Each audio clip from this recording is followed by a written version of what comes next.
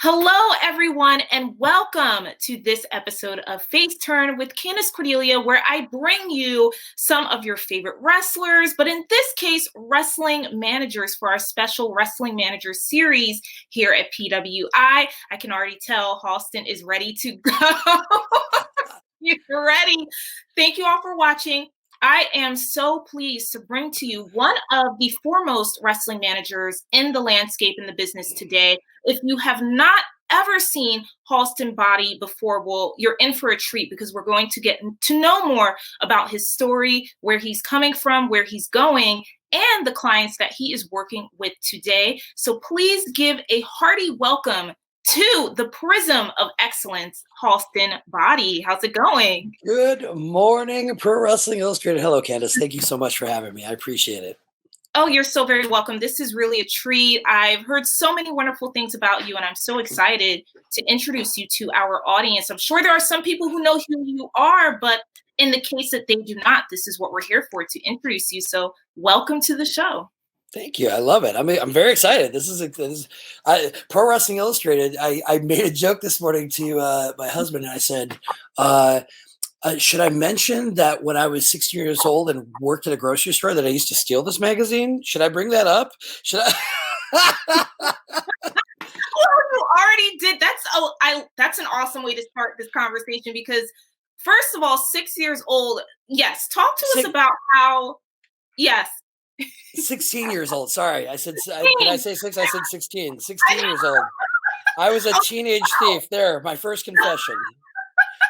That is absolutely a tale. So let's kick that off with that story, in terms of how you got started in the industry as a wrestling fan. Yeah, well, I come from the land of the 80s. So I'm originally from Milwaukee, Wisconsin, and I grew up with the AWA and the Crusher and Baron von Raschke and the Ganyas and all the North, the Midwest territory of the Minneapolis area. But of course, when the WWF showed it in town, I was like the perfect demographic age to be taken in by the whole Hulk Hogan, the Hulk Hogan era and the Saturday morning cartoons and the whole as they call it, the cartoonish era of the early 80s and the mid 80s. And I was the wrestling fan that was the lovable dork who absolutely was latched onto wrestling. That was my jam. Mm-hmm. I was the weirdo in high school who, we had speech class. And all of our speeches had to be a different thing, like demonstration speech, history speech, all these different styles of speeches. My gimmick was to do all my speeches about wrestling. And the students in the class at first were like, really? Like what? The first number 1 and number 2 and number 3, they're like, and then I turned them because by speech number 6, they're like, please be about wrestling. Yes, it's about wrestling again. Yay. And of course I got the A in the class. And then of course in high school we had career day, walk around, the teachers going around this, the room, and swear to God, this was all these Midwestern 17 and 18-year-olds are like, I'm going to go be a social worker. I'm going to work in insurance. Like, it was the most boring thing. And they get to me and I'm like, oh, I'm going to be a pro wrestler. And they all the record skipped. Like, what? And I didn't just say it. I backed it up because there was a school in the south side of Milwaukee called the Chris Curtis School of Professional Wrestling. And I had my eyes dead set on it. I'm doing this, da-da-da. And my parents, who ingrained in me, you do whatever you want, kid. Just be whatever you want, as long as it makes you happy. We're behind you 100%. If you want to be a bank robber, as long as you're good at it, and it makes you happy, go be a bank robber. And so I'm like, I'm gonna go join the circus and be a pro wrestler. They're like, the hell you are? Oh no, you're going to college. I'm like, what?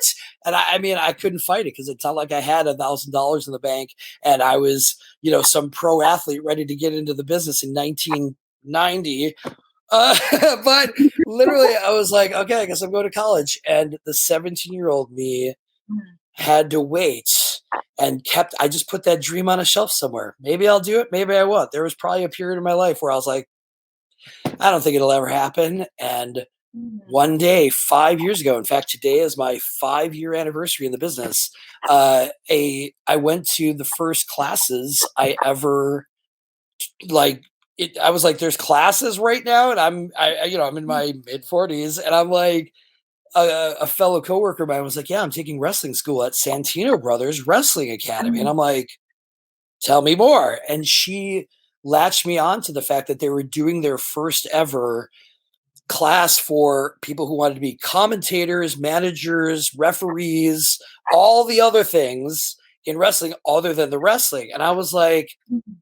right up my alley. I used to be a radio DJ. I've been an actor. I've been a stand up comedian. I've done all these things that point to that direction. And I took the class Mm. and here we are. Oh, wow. So it certainly wasn't a straight line for you, which I think is very important to tell others because we might have a certain vision of how we want our lives to look and the careers we want to have. And very often than not, the line to get to where you want to be is never straight. There's always twists and turns and stops and starts. And it certainly seems like, of course, that happened for you, but you never gave up, which is very important. And you showed Right. up. Yeah, and I remember on the first day of class, Joey Munoz went around the class and was like, "What do you want to do in the business? What do you want to do in the business?" And everybody kind of had these ethereal dreams. Oh, I want to be the WWF champion. I want to be the WWE Hall of Fame. I want to, whatever. Like there was a couple of people that had some varied things. Like I just want to be a promoter. And I said, listen, I could give you a direct answer in a straight line of like, I want to do this, but I know that it's going to be this like thing. And I said, but at the end of the day, the 17-year-old graduating from high school early, wanting to be a pro wrestler, would be over the moon if I got one match in my life. If I got a 3-minute comedy match or just a squash match, and I got into a ring and actually had a match, even if it was a backyard birthday party, I said the rest of what I do in this business will be gravy because again, I'd satiated what I wanted to do coming out of high school, and it just took almost 30 years to get there. So here we are. And I've had that match. So the rest of what I do in this business, gravy.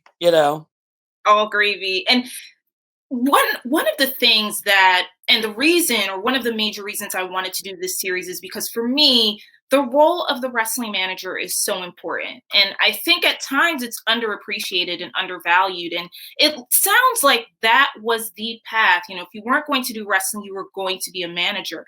But why exactly did you choose to be a wrestling manager? Was there a certain person that inspired you or a certain life event that encouraged you to take this route? Well, I think it was a stew, a combination of several things. I mean, I'm a realist. I'm a dreamer, but I'm a realist. And I mean, I realized in my mid 40s that the world wasn't looking for the hot new middle-aged wrestling sensation, right? But at the end of the day, because I walked into that school and I walked into the idea of getting into the pro wrestling world with 25 years of entertainment business experience. Being I was a PA in Hollywood, so I know how to wrangle cats and like take care of things. I did 8 years, 8 to 9 years of my own stand-up comedy, booking my own shows, promoting my own shows, hiring comics, doing all the things like that. I was a terrestrial radio DJ for a few years in Mm. Milwaukee when I went through broadcasting school. So I knew how to talk on a microphone and I knew how to professionally do that and not just be, I'm here to tell jokes. Like I knew how to be a broadcast professional. And so all of those things combined with my realism of like, again, I know my body. I know my, am I going to be out there trying to do her karatas? Probably not. But at the same time, I had this whole, bag of holding of all the other talents and things that I had picked up in my life. It seemed natural for me to become a manager or a commentator because that was the glove that would be perfect fit for me. Oh, wow. And I did not know that you were a PA in Hollywood. I think if you can manage Hollywood, you will be able to manage the wrestling industry. You'll be Oh able to yeah. tap. Well, right. And it was funny because like going to school, I was like that, I mean, I was learning a lot of stuff, but at the same time, there were, a lot of moments where my instructors were telling me things and I just went, yep, that's how it works. Like, cause I kind of been through those types of entertainment ringers to Mhm. understand the business side of things and how it all comes together. I mean, athletes are going to be athletes and they're going to learn how to be athletes and wrestlers and performers, but I knew all the other things behind it, like, oh, that's, yeah, of course you need headphones and a mic and you got to talk to the audience and look at the camera. Like, I knew all those little studio tips and tricks to like get people to cut promos and make sure they're connecting to their audience. I mean, when you're in radio, you're essentially cutting a promo at the end of your song. You've got like 40 seconds to 94 WKTI playing the hits of the 80s, 90s, and today. Like, you got to get that out and you got to get it done on a time so it all connected. I'm Mhm. like, I've already done this. Yes, you were well prepared. And especially, I've heard so much about the Santino Brothers School. I've known of some of the folks that have come through that school to go on to do fantastic things, such as my Yeah. girl, Alexa Marino. And there's just a lot of really cool, right? Yeah. No, And we'll she's one of my day ones. I love her. She's great. yeah, yes, and also a fantastic commentator. You did mention that you do commentating, which I knew about, and you're so well rounded. Instead of just being a wrestling manager, you do commentating. You are a gear designer, which I can't wait to get into that conversation with you. And you've done so much more in this business. When it comes to the manager and the manager aspect, was there anything about that role that actually caught you off guard as you were making your way further into the industry and thinking, "Oh, wow, I had no idea that this was a part of the whole job." I mean, realistically, the only thing that kind of I'm still learning. I mean, we're all the rule of wrestling. You're always be learning, right? I don't know everything, and I don't pretend to. But at the same time, like, there's certain things about the actual match setups and how the psychology and dynamics actually work versus what you think they work as. And, because anybody has a million ideas. Oh, the match should go like this, or this should happen in the match. But certain things you have to like unlearn as a fan to like realize, okay, it shouldn't work like that because if you give it all away early, it's all those like things that you're like, oh, this is a different language that I have to sort of understand. I mean, put a mic, I always say, put a mic in my hand and I'll talk to an empty parking lot. I don't care. Like, I have no fear about speaking in public and doing Mhm. those performance level of like over the top stuff. But I think I don't know if it caught me off guard, but it definitely is like, I'm still like understanding and still learning new things about match dynamics and things like that. I think the only other thing that really like throws me off is like, and I think that's part of my managerial role, and or I would say like the reason I'm here is because I have all this experience. Part of my duties as a person in the business is to try and help the younger cats who don't have this experience try not to step in it. Like, I really want them to learn how to like be responsible, pay, do the things that they're supposed to do to like be a good person in the business, because I've seen decades of people like shooting themselves in the foot because they don't know how to act or they don't know how to respond to an email or simple Mhm. things that are just like, athletes are athletes and they're trying to be athletes and they're trying to be superstars and they're working on their body and they're in the gym and da da da.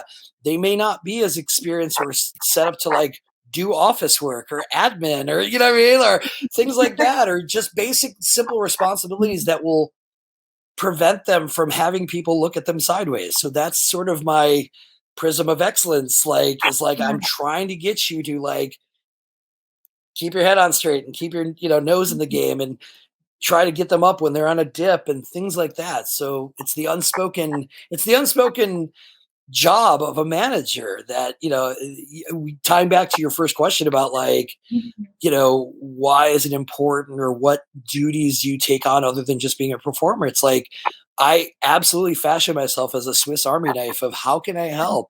how can I help somebody like get through it? How can I help somebody talk themselves off a ledge because they think they're never going to work in the business again, or they had a terrible match and they're in their head or whatever like that. I've had all those failures. I've had all those like moments of life failure that I had to get through.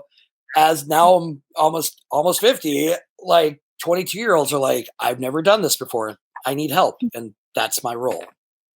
Wow. And one of the things that you are doing, first of all, you're experiencing your ambition and your drive has landed you at some phenomenal promotions such as Championship Wrestling.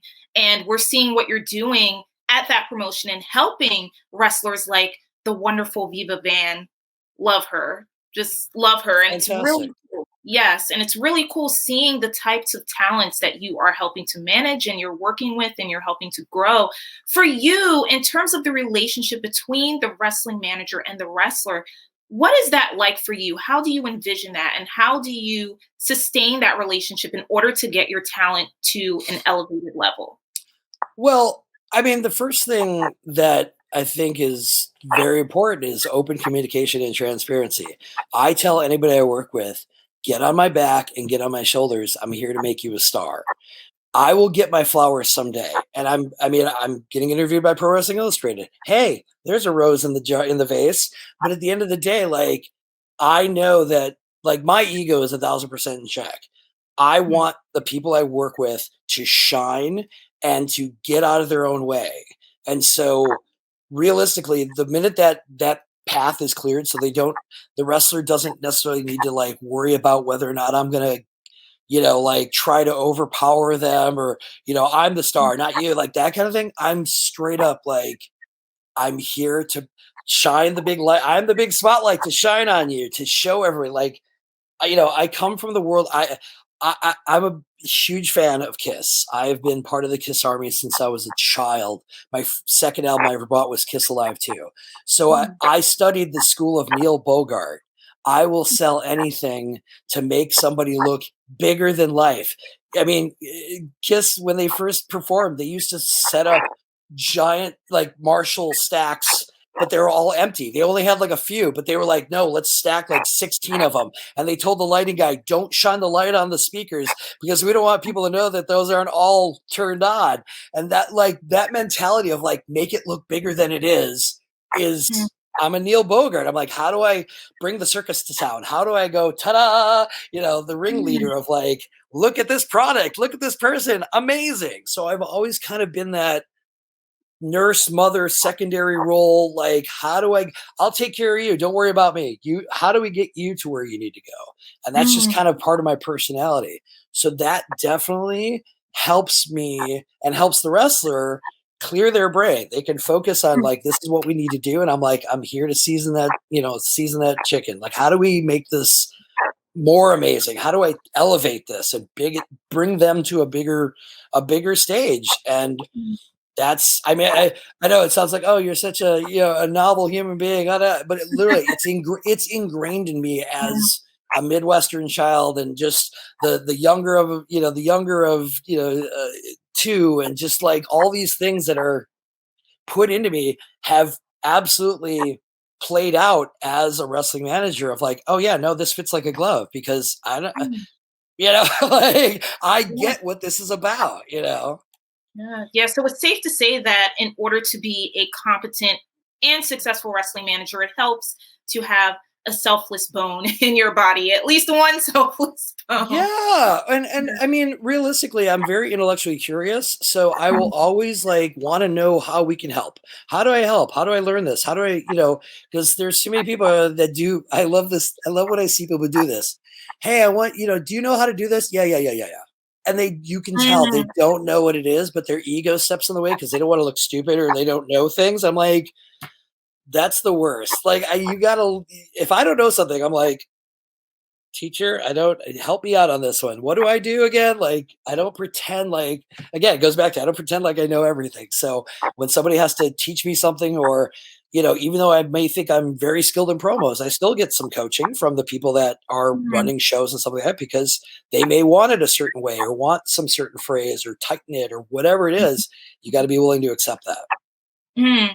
who inspired you or inspires you currently, whether it's in wrestling or not in wrestling, in order to help keep you going and keep you in a certain mind frame where you're like, okay, this is meant for me. I'm going to keep going. This person motivates me.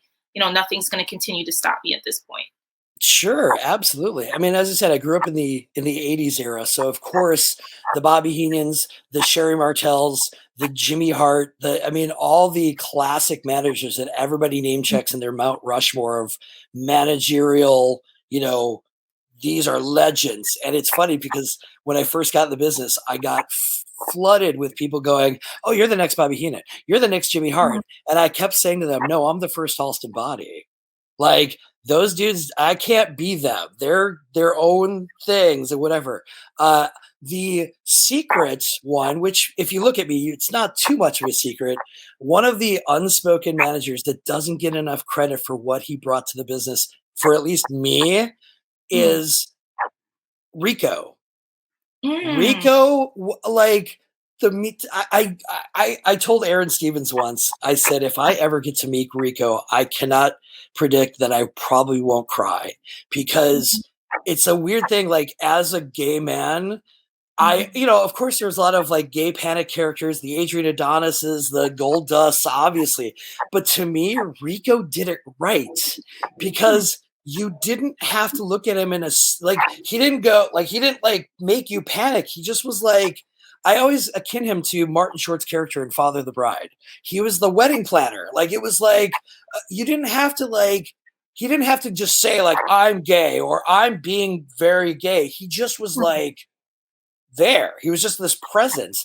And he came from the school of Adrian Street, who I adore. Like, I mean, as a kid watching it, I was like, this guy's crazy, but I love it. You know what I mean? Because he was this macho dude, but he was wearing feathers and boas and being just, it's the Gorgeous George principle. But he was leaning into it to a point where it was making people uncomfortable on purpose. And I was like, more of that. Yes, I love it. Get a reaction, right? yes. Currently, I mean, I don't think I realistically I subscribe to the school of Paul Stanley. Paul Stanley from Kiss to me is like the guy who will do anything willing to make it, and he will carry the load on his back because I read all four of the Kiss members' books, and when you read his, it's very much like he was driven, he was focused, he wanted to make it, he made it, but he had to keep that train on the tracks. And I think that's the key element is that, I mean, in a scant 5 years, I'm shocked. I'm shocked and stunned to realize that there are people in this business who I already looked up to, or I was like, wow, that guy's a star, or somebody's a star, and they're gone. They're already gone from the business. And I'm like, oh, there's that mentality. You got to like figure out a way to keep the train on the tracks. So I very much look up to Paul Stanley from Kiss as a, I mean, Kiss is pro wrestling. Listen, they're in pro wrestling. They have the demon. Like, I mean, it's all the same. But yeah, I look up to a lot of people in wrestling, especially the ones who are doing the right thing and you can tell that they have that mentality of like understanding what this business is about.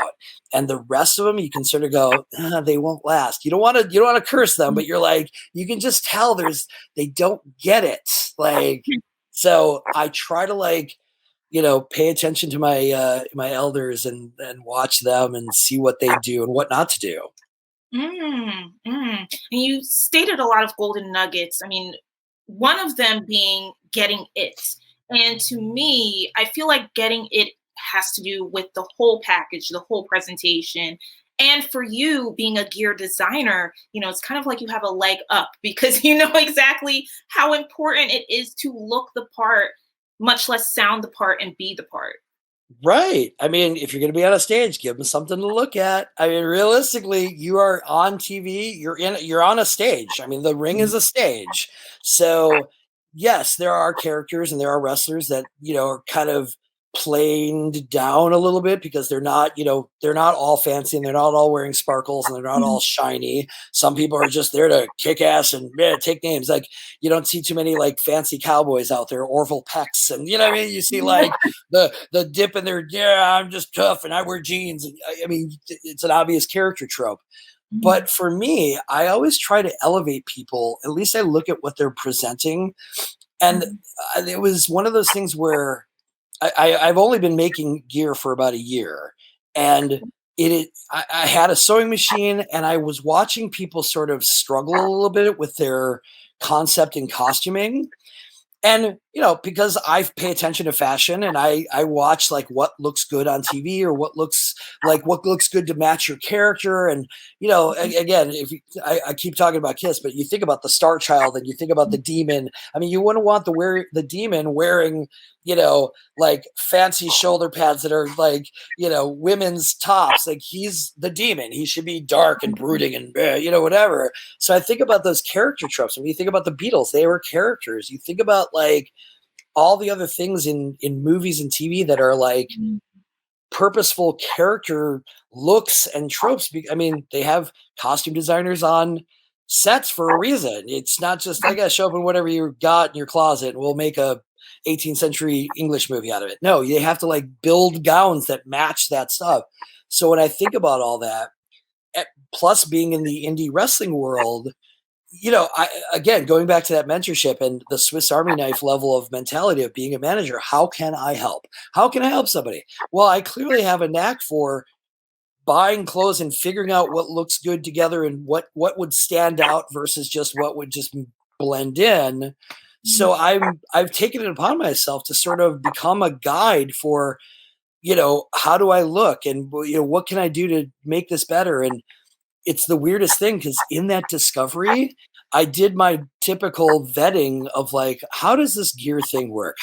So I just walked around to all these wrestlers and go, who does your gear?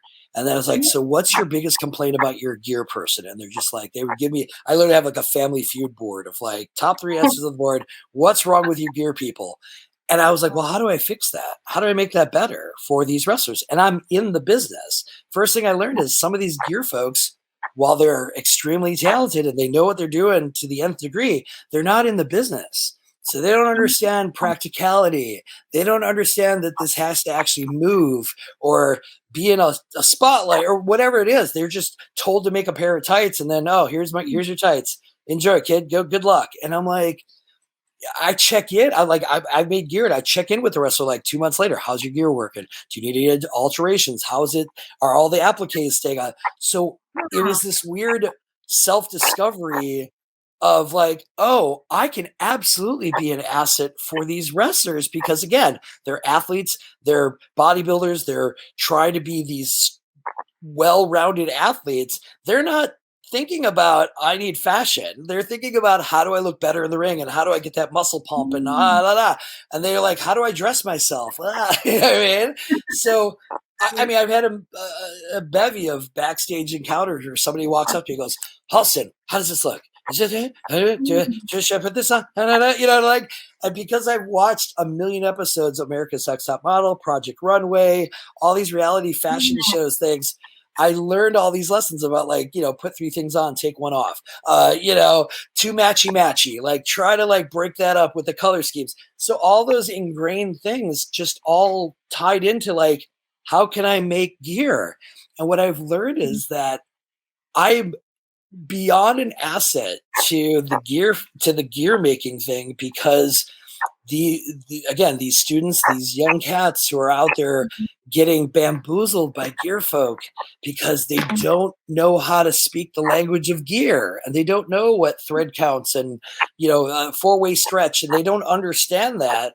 And so when I part of my doing the gear thing has also been a helpful education moment to like help wrestlers learn how to figure out what works in a ring or what looks good on camera, or maybe that thing, that logo should be over here, because if you're going to take pictures, like things like that gear makers, again, while they know how to make gear, they're not thinking for the wrestler, they're not thinking for that performance. And so I'm like, oh, this is absolutely going to help the wrestling industry. Mixed with, if Halston Boddy never performs on a stage again, he's, oh, your time is up. We're never going to book you for any Halston Boddy managerial thing. Well, guess what? I'm here to make your guys look better. And, your guys and girls like look amazing because I know how to figure out how to make gear, even the basics. So it's a win-win-win-win-win-win. Wow, I'm screaming on the inside. I might be very composed right now, but screaming in a good way, right? Like take a breath Right. because these are things that I've always wondered, especially when it comes to the fact that you are making clothing for people who are being extremely active in the ring. Sometimes I think, are they comfortable? Are they itching? Like, is this, because you have to bend and move in certain ways where it's like, I always wondered about that. I have to share this story because it's one of the shining examples of like why, and it literally inspired me. Like I clearly need to help. I clearly need to help. I won't bust him at who he is, but what a wrestler came to me. He was like, "Hey, can you fix my current gear? Like some of the applique is kind of like having problems. I just need some touch up." I was like, oh, "Okay, sure." I mean, it seemed easy on paper, and he gives me his gear and he has like these diamond shapes and then he has all this like line work and I was stunned. Whoever made that gear used like upholstery thread, which is almost like thin fishing wire. Yeah. And so like when his like threads were breaking, there was all these like plastic looking tendrils coming off of his gear and looking all weird.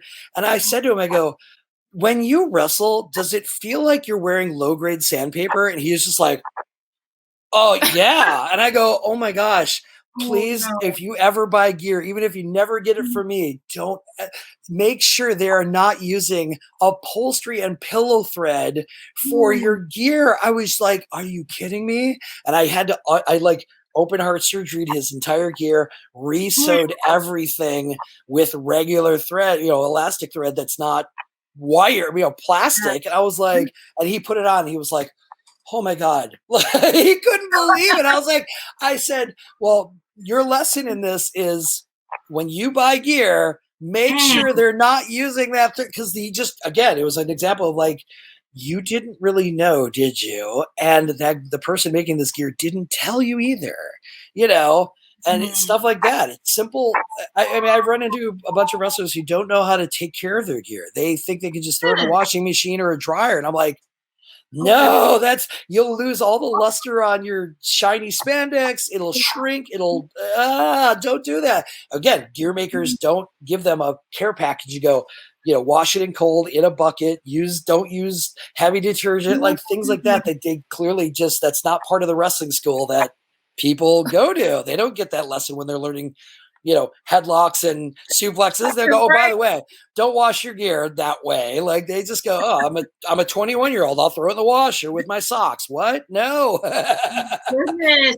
Yeah. And I think gear costs so much money to begin with, and that's another factor. I mean, I can't really fault a wrestler thinking, okay, I'll pay this much amount. It could be potentially already expensive, much less knowing about the thread count and then just throwing the gear in the washing machine instead of dry cleaning it. There's so many things to think about with the money factor. And no fault of their own. Nobody told them. Nobody told them. So I'm like, again, going back to that Swiss Army knife of like, why is a manager important in this business?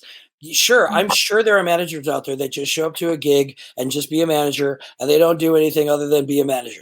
I don't even know if they set up the ring or whatever like that. But since day one, Santino Brothers taught me, be as invaluable to the business as you can. And I'm trying to find all these gaps to like help, especially the indie scene and I'm not going to go to the feds and, go, listen, this is how gear, like I'm here to help the rookies and the young ones who are just like, they don't know yet.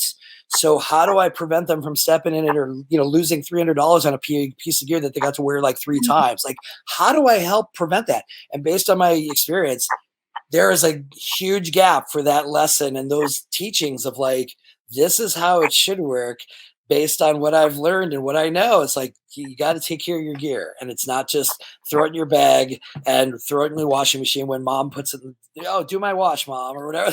Like, no. You're like, don't do that. Do not do that. Right. And again, I've saved people's gear before because they're just like, oh my gosh, I make that gear last. And, I even have to tell them like, by the way, you're just renting this gear. You know that, right? They're like, what?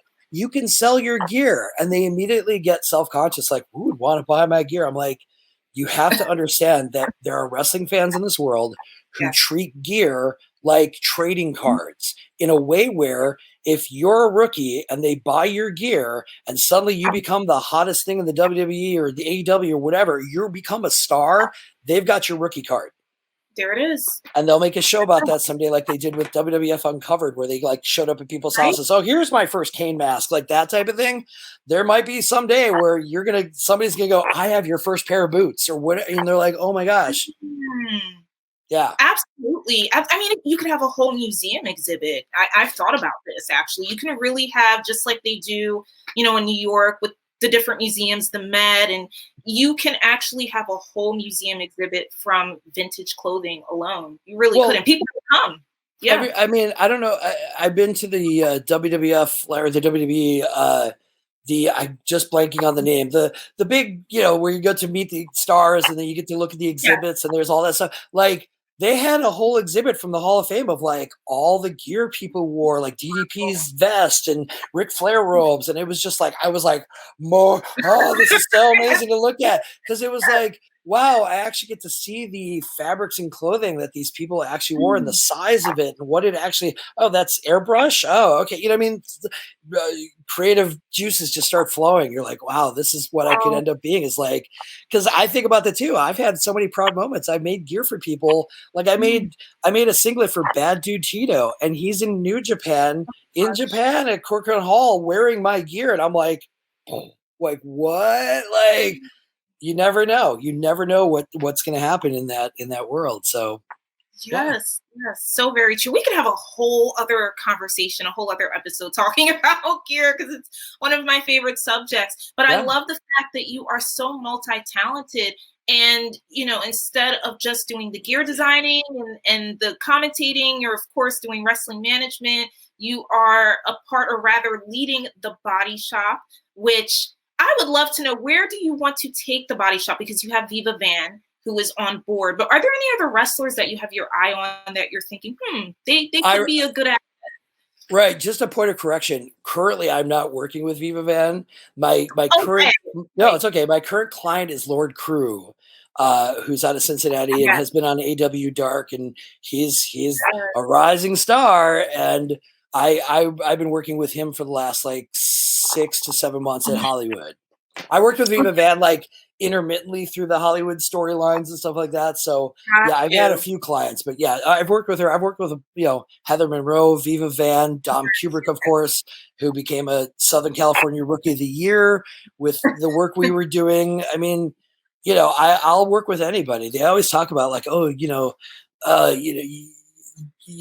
does it fit? Whatever. I try my best to make it fit, because you can always just create a storyline about how are these people paired together.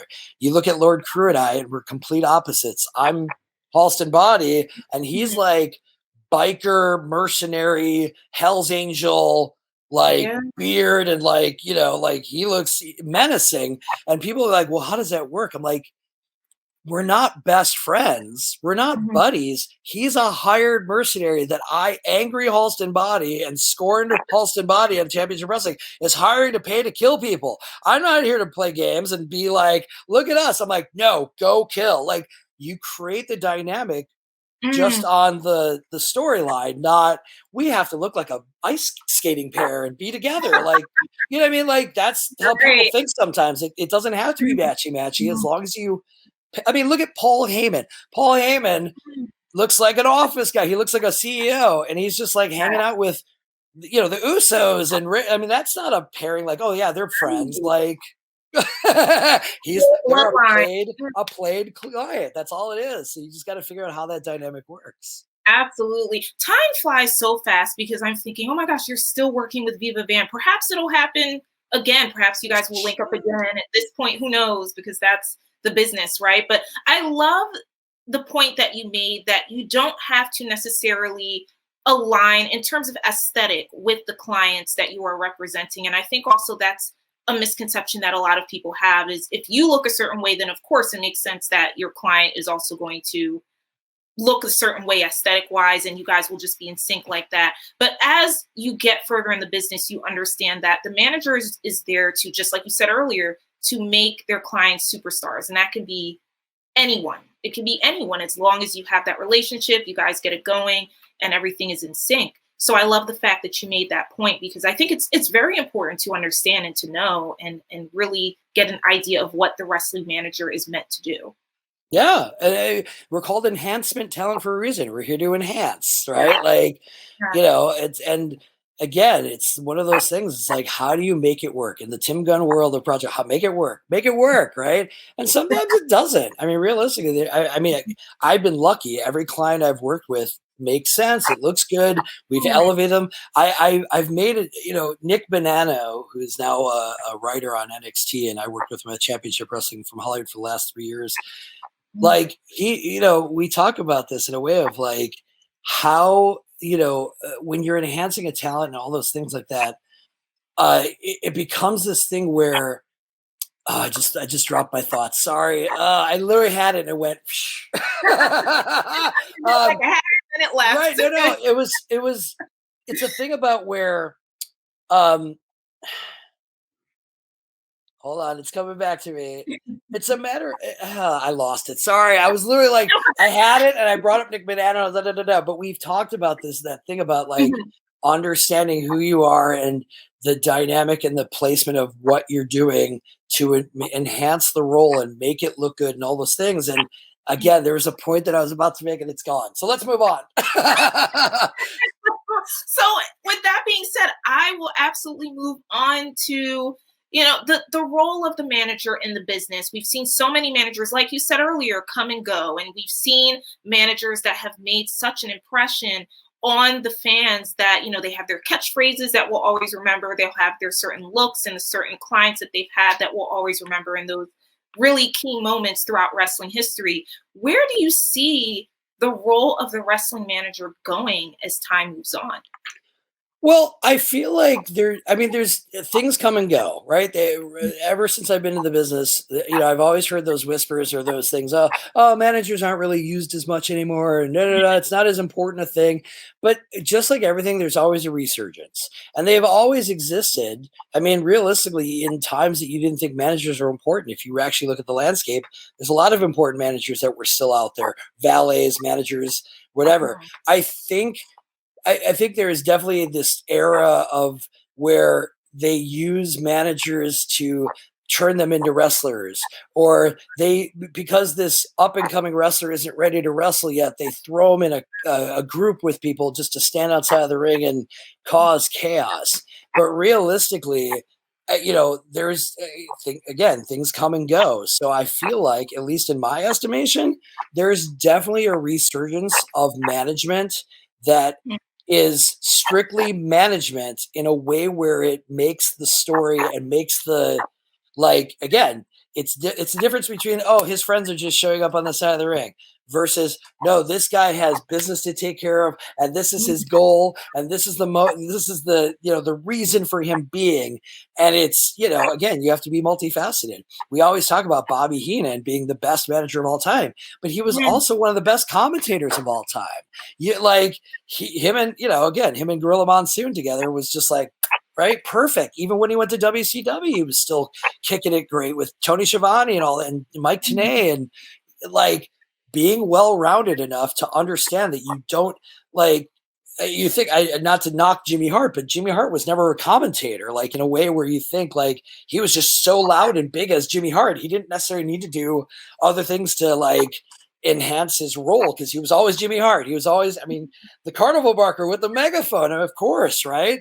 So it's that thing about, in this modern era, I feel like, based on the landscape of what I've seen in 5 years, that's how the manager role is going to enhance and grow in the business, is that I'm not just here to be a pretty face and collect a paycheck just because I'm a side piece to this wrestler. I'm here to set up the ring, and what do you need? And I'll get on the headset and I'll go in gorilla, and I'll wrangle the cats in the locker room to make sure they're on deck, and all these things that are needed in the business. And I'm in the business, so I kind of know, like, sometimes there's these gaps that are needed, and managerial types who are able to do that, that's the role that it's part of. So I think that's where the strength and the growth of what could be seen as the next wave of managers, I hope to be part of it. I mean, I feel like I'm already part of it. But like between like Poyle Domar and myself and other managers across the landscape that are still doing it and still doing it well, I feel like that light is going to eventually be like, oh yeah, we need more managers instead of just, I'm going to just show up and be somebody on the side of the ring, or I'm the friend at the commentary table giving that thing. It's like, no, we need some actual like players that make it smart. Ricardo Rodriguez. I mean, you can't have an Alberto Deron without a Ricardo Rodriguez. I mean, that was a great pairing. And, you know, it's like two peas in a pod. How do you Miss Elizabeth and Macho Man? They're salt and pepper. Like, you know, you think about those dynamics of like, yeah, no, we need these storylines to make sense and involve that third party that's the X factor, you know? There it is. There it is. Yeah. The Prism of Excellence. I agree. I love it. So what's next for you, Halston Boddy? As I cannot believe the year is almost over. We are entering the holiday season. I don't know where 2022 went, but as you're thinking about what you want to do next with your career, what does that look like for you? I mean, of course, I can't deny that I would love to be part of the WWE or AEW and be on that elevated stage. But I'm laying that groundwork right now. I mean, I've been on TV for almost 4 years. I've worked with several clients. I've always been a backstage help to try and, you know, again, put out the fires, take care of the babies and wrangle the cats and all those things that, like, again, are invaluable in the business because you got to be a well-rounded player. And I feel like as I continue to grow that resume and as I continue to shine on television with whatever client I'm with, it's the entertainment business. I was an actor. I was in that business. If it happens, it happens. If it doesn't, it doesn't. There's no like magic easy formula that says, well, if you've been a manager on TV for this and you do this and and you show up on time, you'll get a gig.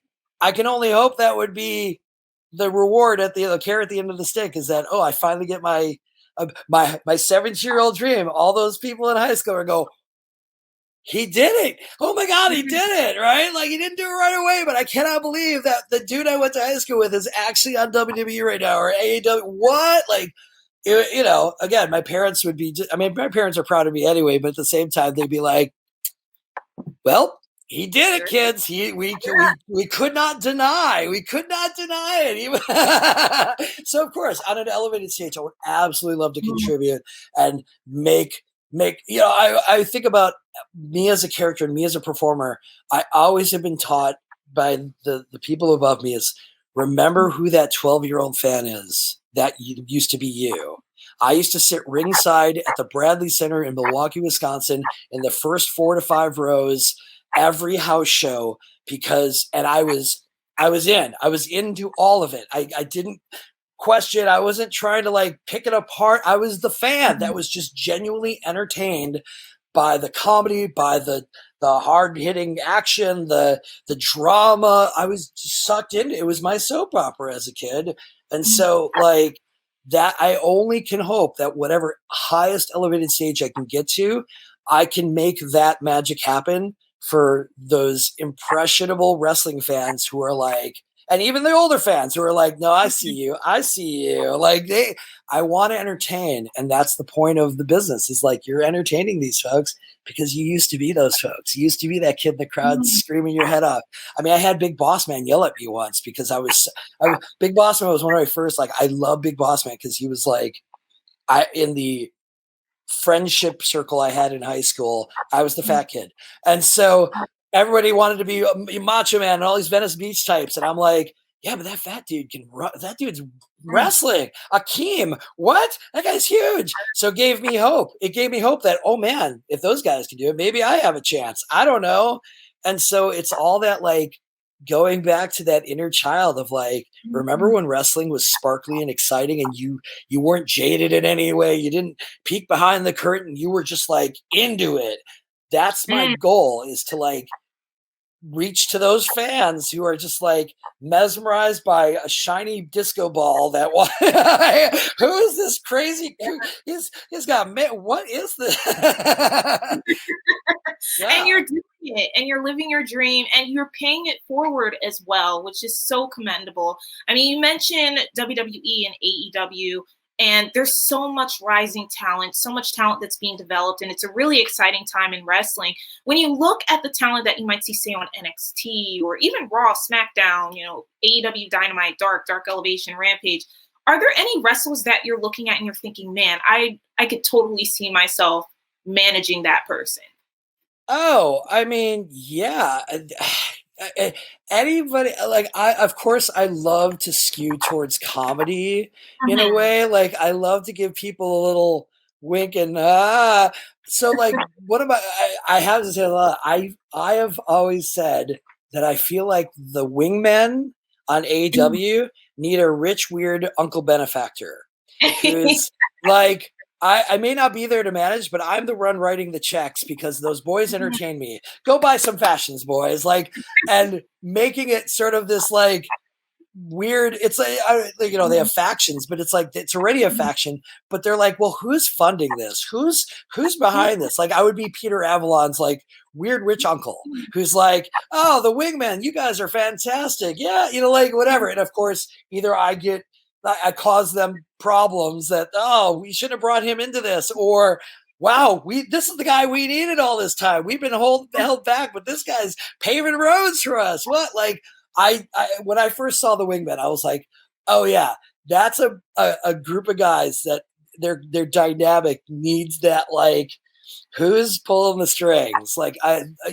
so that was my first one. I mean, there's a lot of people out there. Uh, I'm trying to think of like other people, because again, it's hard for me because I'm like, I'll work with anybody as long Right. as we can make it work, right? As long as the dynamic makes sense, the story makes sense. I love to be the surprise and the X factor. I love to be that, like, Halston Boddy was pulling the strings all this time. What? Like, surprise. Like, I love that in wrestling. The reveal is my favorite thing. The reveal. Love it. But I also, Oh, I think about, like, even if I couldn't, if they're like, we don't have any matches for you, or the writers that be are like, nah, nothing, nobody here, is really on your da da da da. But it's always, you never know who see. We'll see. They could put me with Danhausen. They could put me with, LA Knights. I mean, like, I could be part of that fashion house he used to have. I mean, there's so many things. The world is open. oh yeah, maximum male models, Halston Boddy. That When would I be something else. Right, like, oh, I bought Maximum Male Models. I'm in charge now. You know what I mean? Like, it writes Yeah. itself sometimes. You know what I mean? Like, of course. And if the tongue in cheek joke is that, yeah, I'm not really a model. I mean, I'm 300 pounds. Listen, like, there are plus size models, but at the same time, I'm like, you look at me, you're like, I'm not standing next to Mansoor and like trying to be all like, well, like, I'm like, again, I'm the fashion house owner. I'm the Michael Kors, right? Like, Right. like, You'll be the model, Halston. You can still be the model that's in the wings, just funding everything. Just, I say never. There's always, where there's a will, there's a way. So why not? right. As long as it makes, in the world of wrestling story writing, as long as it makes sense. Exactly. If it makes sense and the dots connect, the world Mhm. is your, like, it make people get, oh, that makes sense, of course. But you can write so much. The world of improv is a wonderful thing. You can write so much around to make it make sense. That, yeah, Yeah. that's the trick, kids. The trick. But this was certainly the treat, and we are in spooky season. But it's been such an honor. It's been a blast talking with you, Halston. I am so happy that we got this going. It's so great to meet you and to have you share your story. And can't wait to see what comes next. I know we're in for so much more surprises and a lot of blessings from And I you to us. promise never to steal another copy of Pro Wrestling Illustrated from the magazine rack. Ever. I swear, you weren't the only magazine I stole, though. I stole WWF magazines, programs. Oh no. I was a teenage thief. I was terrible. But again, when you're just like, oh, I can just take these and take them home and read them. It's like, all right, there it is. Hey, became something that was a blessing. It helped you, and as long as you're paying it forward in your own way now. So it wasn't all bad. It wasn't all bad. Well, we forgive you at PW. Right. I'll write the check. How many magazines? There you go. There you go. That maximum male models money. Just let us know. Right. I'll buy. Listen, I might threaten to buy your magazine. Don't you? How dare you? Like, yeah. There is folks like keep watching because you never know when this whole thing will end because Halston Boddy may have bought the whole shebang. Right. I'm in charge now. Boop. Yeah. Delete. Right. It's over. There you go. There you go. But thank you so much, Halston. It's been awesome talking with you. Please, before we go, plug everything that you might have going on in the near future, your social media, so we can find you. All my social media is Halston Boddy. Why? Because most of my friends like a little extra D. Listen, and then that's all my social media. But I currently work at Santino Brothers. I'm doing commentating at Night of the Death Match this coming Saturday. And then, of course, I worked with Circle 6 just recently doing a barroom blitz, which was fantastic. And, of course, I work with Championship Wrestling. You have to watch Championship Wrestling. I've been with that company for almost 4 years now. I think over 4 years because I started again as ring crew. And the stars are being born, and it's the best kept secret in wrestling. Michael Cole just name checked it because LA Knight used to be on Championship Wrestling. Adam Pearce, who's also on WWE Championship Wrestling. It's definitely the wrestling's best kept secret or worst kept secret, however you look at it. Watch it on YouTube. You can find it every new episode on the weekends. I believe Sunday mornings, as we can catch new episodes on YouTube, and of course, it's on TV stations all across the United States. So pay attention to Lord Crew and Halston Boddy because things are getting crazy. Things are definitely getting crazy, but thank you for keeping us in the loop, Halston. We wish you well, and thank you all for watching this episode of FaceTurn with Candace Cordelia. We here at PWI are so grateful for your love and support. So don't forget, go to our YouTube channel, click like, subscribe, send us your comments. Let us know who else you'd like to have on this show and others in the PWI universe. Please check out Halston Boddy, Lord Crew Championship Wrestling. Go on to his social media accounts, follow, love everything, like everything, have fun. We appreciate you. And as always, enjoy the wrestling. See you later.